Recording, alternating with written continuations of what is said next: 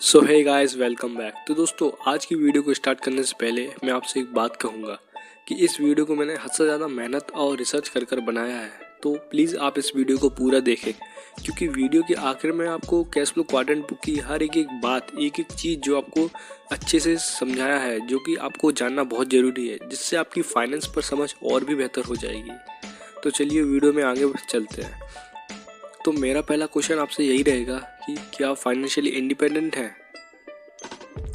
अगर आपको जवाब सोचने में समय लग रहा है तो ये rich dad cash flow quadrant book आपके लिए ही है। अगर आप अपने फाइनेंस की जर्नी को अपने हाथों में लेना चाहते हैं तो कैश फ्लो क्वाड्रेंट बुक इस यात्रा का नक्शा बनाने में आपकी मदद करेगी। तो नमस्कार दोस्तों, मैं हूं लव। आज हम जिस किताब को समझने जा रहे हैं वो है rich dad cash flow quadrant, जिसके राइटर हैं रॉबर्ट टी कियोसाकी। तो देखिए दोस्तों, कैश फ्लो क्वाड्रेंट की दो हिस्से हैं, एक लेफ्ट साइड और एक right side. Cash flow total 4 quadrant से मिलकर बना है। पहला क्वाड्रेंट है ई मतलब एम्प्लॉय, दूसरा है एस यानी सेल्फ एम्प्लॉय, तीसरा है बी यानी बिजनेस और चौथा है आई यानी इन्वेस्टर। हम सभी इन 4 क्वाड्रेंट में से किसी एक क्वाड्रेंट में होते हैं।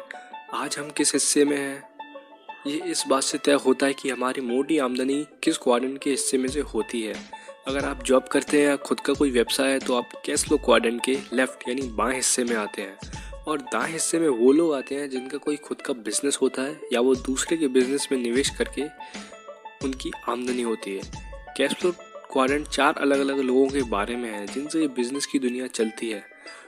ये बुक ये बताती है कि आप चाहे क्वाड्रेंट की किसी भी हिस्से में क्यों ना हो, चाहे दाएं या बाएं, हर हिस्से में सफल हुआ जा सकता है। बस फर्क यही रहेगा कि दाएं हिस्से में बाएं हिस्से के मुकाबले थोड़ा ज़्यादा समय लग सकता है। ये बुक कई मायनों में रिच डैड पुअर डैड का दूसरा हिस्सा है, जहाँ रिच डैड रॉबर्ट कियोसाकी के दोस्त के पिता हैं जिन्होंने लेखक का आर्थिक मार्गदर्शन किया है, और वहीं पुअर डैड जो कि लेखक के बायोलॉजिकल पिता हैं जिन्होंने लेखक का जीवन के मार्गदर्शन किया है। ये बुक उन लोगों के लिए है जो अपना क्वाड्रेंट बदलने के लिए तैयार है, जो प्रेजेंट में ई यानी एम्प्लॉय या एस यानी सेल्फ एम्प्लॉय क्वाड्रेंट में है और वह बी या आई क्वाड्रेंट में जाने के लिए विचार कर रहे हैं। ये किताब उन लोगों के लिए है जो नौकरी की सुरक्षा के बजाय आर्थिक सुरक्षा हासिल करना चाहते हैं। तो दोस्तों, ये किताब आपकी आर्थिक स्वतंत्रता की यात्रा में आपका नक्शा बनकर आपके पास रहेगी और आपको बताएगी कि कैसे आपको अलग अलग जगहों पर अलग अलग तरह से अपने पैसों के संबंध में अलग अलग निर्णय कैसे लेना है। तो दोस्तों, इस बुक का लेसन नंबर 1 है understand financial intelligence over job security. तो दोस्तों, हमें हमारे शुरुआती दिनों से हमें नौकरी की सुरक्षा की तलाश करना सिखाया जाता है, लेकिन फाइनेंशियल फ्रीडम कोई नहीं। प्रैक्टिकली भी देखा जाए तो हमें अपने घर या स्कूल में यह नहीं समझाया जाता कि आप जल्द से जल्द फाइनेंशियली फ्री कैसे हो सकते हैं। कहने का मतलब यह है कि हमें मनी मैनेजमेंट के बारे में कभी कुछ सिखाया या बताया ही नहीं जाता। बताया जाता है तो बस एक अच्छी सैलरी वाली जॉब, इसलिए हम उसी डायरेक्शन में चले जाते हैं और तो और चलना भी पसंद करते हैं, जो कि नौकरी की सुरक्षा है। बुक में कहा गया है कि क्वाड्रेंट की बाएं ओर की 90% आबादी बिलों के भुगतान और कर्ज के बोझ के फाइनेंशियल ट्रैप यानी वित्तीय जाल में फंस गई है, इसलिए वे जॉब सिक्योरिटी से ना चाहते हुए भी चिपक कर रहते हैं। लेखक बताते हैं कि दाहिने हिस्से के बी और आई क्वाड्रेंट में वित्तीय बुद्धि है यानी एसेट्स और लायबिलिटीज़ के बीच के अंतर को समझने की क्षमता। एग्जाम्पल के तौर पर, जैसे कि आप जिस घर में रहते हैं वह एक लायबिलिटी है, जबकि जिस घर को आप किराए पर दे सकते हैं वह आपके लिए एक एसेट है। इस एग्जाम्पल को मैं आपको आगे वीडियो के लेसन नंबर 5 में और भी अच्छी तरह से एसेट्स और लायबिलिटीज़ के टर्म्स में बताऊंगा। आप वीडियो को आखिर तक जरूर देखें। तो दोस्तों, लेसन नंबर 2 है know the difference between financial security and financial freedom. Robert कहते हैं कि बहुत से लोग जो इन्वेस्ट नहीं करते हैं क्योंकि उनके लिए उनकी जॉब सिक्योरिटी ही उनकी फाइनेंशियल सिक्योरिटी से जुड़ी होती है। वह बताते हैं कि वास्तव में वास्तविक financial security cash flow quadrant के दोनों ही साइड लेफ्ट और राइट पर सिक्योर है। फाइनेंशियल फ्रीडम वह अंतिम लक्ष्य है जिसे आप फाइनेंशियल सिक्योरिटी के कई सालों बाद प्राप्त करते हैं। यदि आप एक एम्प्लॉय या सब नियोजित यानी ई या एस क्वाड्रेंट में आते हैं तो आप नौकरी की एक्टिव इनकम में से कुछ हिस्सा निकाल कर सही तरह से उसको इन्वेस्ट कर सकते हैं, जो कि आपकी पैसिव इनकम बनने में हेल्प करेगा, जिससे कि आप ई और एस क्वाड्रेंट के साथ साथ आई क्वाड्रेंट में भी आ सकते हैं, और फिर वही आपकी रेगुलर इन्वेस्टमेंट से आपको कुछ समय बाद फाइनेंशियल फ्रीडम की ओर ले जाएगा।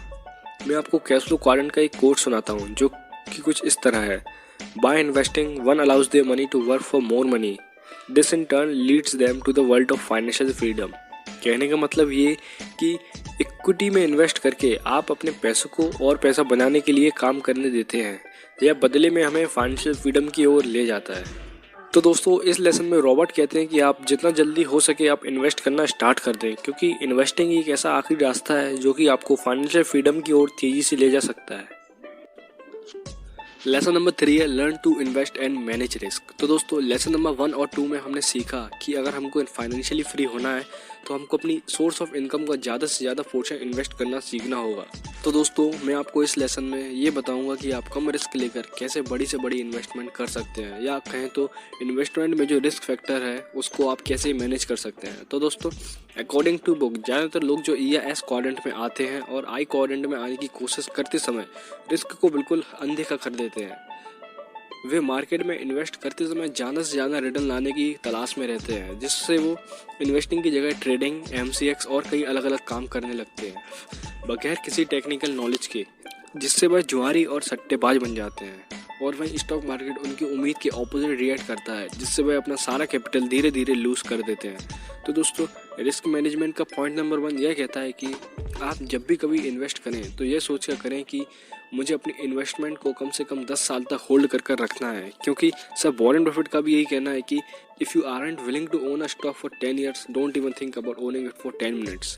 क्योंकि दोस्तों जब भी कभी हम 5-10 साल के लिए इन्वेस्ट करते हैं तो 90% चांस होता है कि उस स्टॉक का प्राइस बढ़ेगा ही बढ़ेगा। आप किसी भी कंपनी का 5-7 साल का चार्ट उठाकर देख लीजिए, और वहीं दूसरी तरफ आप उन्हीं कंपनीज का 5-7 महीनों का भी चार्ट उठाकर देख लीजिए, हो सकता है कि वो कंपनी आज लॉस में हो। इसलिए अगर आप इन्वेस्टिंग करने की सोच रहे हैं तो आप उन्हीं कंपनीज में इन्वेस्ट करें जिनके स्टॉक्स को आप 5-10 सालों तक होल्ड कर रख सकते हैं, क्योंकि आपके इन्वेस्टमेंट ही आपकी लाइफ के स्ट्रगल और पैसों की चिंता से मुक्त कराते हैं। यदि आप समझदारी से सही तरह से अपनी रिस्क को समझकर इन्वेस्ट करते हैं तो आप अपने और अपनी आगे की जनरेशन के लिए कैश फ्लो की कभी ना खत्म होने वाली एक ऐसी पाइपलाइन बनाकर जा सकते हैं जो इन्फ्लेशन के साथ साथ अपने आप बढ़ती रहेगी और आपकी वेल्थ को भी बढ़ाती रहेगी।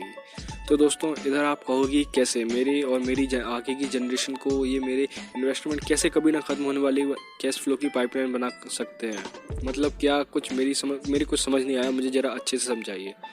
तो सुनिए दोस्तों, मान लीजिए आप कहीं कुछ इन्वेस्ट नहीं करते हैं, FDs, mutual fund, policy, real estate, आप कहीं इन्वेस्ट नहीं करते हैं। आप सिर्फ हर महीने 10,000 रुपये का एक स्मॉल अमाउंट इंडेक्स फंड में इन्वेस्ट करते हैं कुछ 40 सालों तक, क्योंकि इधर हम बात कर रहे हैं आगे की जनरेशन की भी, तो टाइम तो देना पड़ेगा। और ये टाइम तो कुछ भी नहीं है, मैं आपको आगे बताता हूँ कि कैसे सब ऑटोमेटिकली होता रहेगा। पर आपको इधर एक बात ध्यान रखनी है कि आप एक भी रुपया विड्रॉ नहीं करेंगे 40 सालों तक, सिर्फ इन्वेस्ट ही करेंगे। ये भी कोई बड़ा टारगेट नहीं है, क्योंकि 10 साल में तो आपकी एक अच्छी डिविडेंड इनकम ही स्टार्ट हो जाएगी जो आपकी आगे की इन्वेस्टमेंट करती रहेगी। और फिर आप चाहें तो अपनी जॉब की एक्टिव इनकम में से इन्वेस्ट कर भी सकते हैं और नहीं भी कर सकते हैं, ये आपकी मर्जी रहेगी। तो दोस्तों इधर इस चार्ट में देखिए, आपकी जो 10,000 रुपये की स्मॉल इन्वेस्टमेंट थी 40 सालों के लिए, वह बढ़ते बढ़ते बढ़ते कहाँ पहुँच गई है, करीबन 21,34,90,836 रुपये। और फिर अब कई सारी कंपनीज तो डिविडेंड्स भी पे करना चालू कर दी होंगी जो कि कई लाखों में होंगे। तो दोस्तों मैं आपको गारंटी कह सकता हूँ कि आपको सिर्फ और सिर्फ 10 से 15 सालों तक ही अपनी सेविंग्स में से इन्वेस्टिंग करनी पड़ेगी, क्योंकि उसके बाद जो कंपनीज के डिविडेंड्स होंगे वही आपकी इन्वेस्टमेंट के 10,000 रुपये और आपके सारे खर्चों को उठाने के लिए काफ़ी होंगे। तो दोस्तों 40 साल में 21,34,90,836 रुपये आपके पास होंगे। अगर इधर आप थोड़ा रुक जाते हैं और अपनी इन्वेस्टमेंट्स को सिर्फ 10 सालों के लिए और कंटिन्यू कर देते हैं, और कर भी सकते हैं, क्योंकि आपके पास डिविडेंड इनकम ही इतनी आ रही होगी कि आपके सारे खर्चे, सारे जो भी आपको खर्चे यानी आपकी जो भी एक्सपेंसेस होंगे सबको फुलफिल वही कर देगी। तो मान लीजिए आप 10 साल इन्वेस्टमेंट और कंटिन्यू करते हैं और वो 10 साल निकल भी गए, तो ये देखिए 86,61,25,953 रुपये आपकी आगे की जनरेशन की लाइफ सेट है, क्योंकि 72 रूल के हिसाब से हर 5-5.5 सालों में आपकी वैल्यू डबल हो रही है। ये सब पॉसिबल हुआ है आपकी सिर्फ 40 साल पहले वो 10,000 रुपये की छोटी सी इन्वेस्टमेंट की वजह से। तो देखा आपने कि इन्वेस्टमेंट क्यों और कितनी ज़रूरी है। So always be invested. तो दोस्तों लेसन नंबर 4 है learn the money game, who is in डेब्ट टू होम। रॉबर्ट ने अपने रिच डैड से एसेट्स और लायबिलिटीज़ के बीच के अंतर को सीखा, और ये कि पूरी अर्थव्यवस्था जो कि किसी कंट्री की इकोनॉमी है वह कर्ज यानी डेब्ट पर काम कैसे करती है। एक आदमी का डेप यानी कर्ज दूसरे आदमी का लाभ यानी प्रॉफिट है। मैं कैश फ्लो क्वाड्रेंट का एक इंपॉर्टेंट कोड आपको सुनाता हूँ जो कि रॉबर्ट को उनके रिच डैड बताते हैं। If you take on debt personally, make sure it is small. If you take on large debt, make sure someone else is paying for it.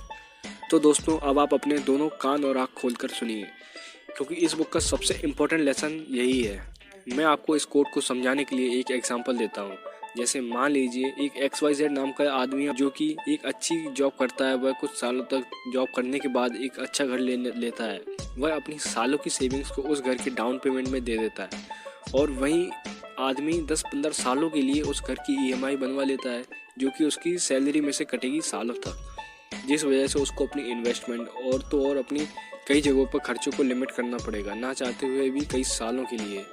और वहीं एक ABC नाम का एक दूसरा आदमी है जिसकी XYZ जैसी सेम जॉब है, सेम सैलरी है, पर उसको फाइनेंस की थोड़ी नॉलेज है और वह थोड़ा फाइनेंशियली स्मार्ट भी है। तो वह जब घर लेता है तो वह घर परचेज करने के साथ साथ उस घर का कुछ पोर्शन रेंट पर भी दे देता है, जिससे उसकी रेंटल इनकम ही उसका EMI का बिल पे करने के काम आ जाती है, जिस वजह से उसको अपनी एक्टिव इनकम जो कि उसकी सैलरी है उसमें से कुछ भी नहीं देना पड़ता, और वह आराम से बगैर किसी टेंशन के अपनी इन्वेस्टमेंट कंटिन्यू कर सकता है। रॉबर्ट के रिच डैड के कोट की line, if you take on large debt, जो कि ABC और XYZ दोनों ने लिया, make sure someone else is paying for it, जो कि ABC ने 100% एफिशिएंसी के साथ उसको यूज़ किया, जिस वजह से अब उसके घर का लार्ज डेट कोई और पे कर रहा है, और वहीं XYZ को अपना डेट अपनी सैलरी में से पे करना पड़ेगा।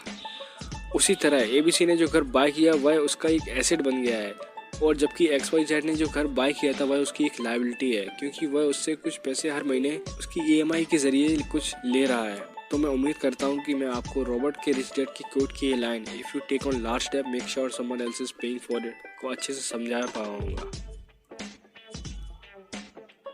तो देखा आपने कि कैसे किसी एक निर्णय, एक डिसीजन से आप अपनी किसी लायबिलिटी को अपने एक एसेट्स में कन्वर्ट कर सकते हैं। तो दोस्तों मैं उम्मीद करता हूँ कि आपको ये वीडियो पसंद आई होगी और आप इस वीडियो को एक लाइक ज़रूर देंगे।